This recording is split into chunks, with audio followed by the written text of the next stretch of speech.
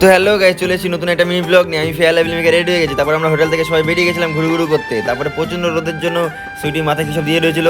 তারপরে চলে এসেছি আমরা সেই সমুদ্রের ধারে। আমরা দুজন হেঁটে হেঁটে পালালাম এখান থেকে। ও তো বিরাট মজা পাচ্ছিল।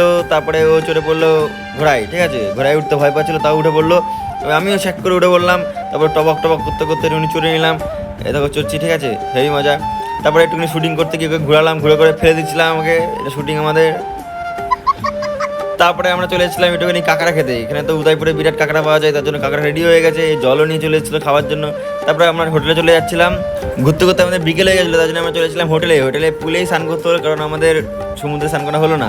তারপরে আমরা রেডি ফেডি হয়ে একদম পুলে ঝাঁপ দিলাম। ওখানে পুলে স্নান করছি, চলো এনজয় করা যাক। ইউ ডুব দিলাম ইউ।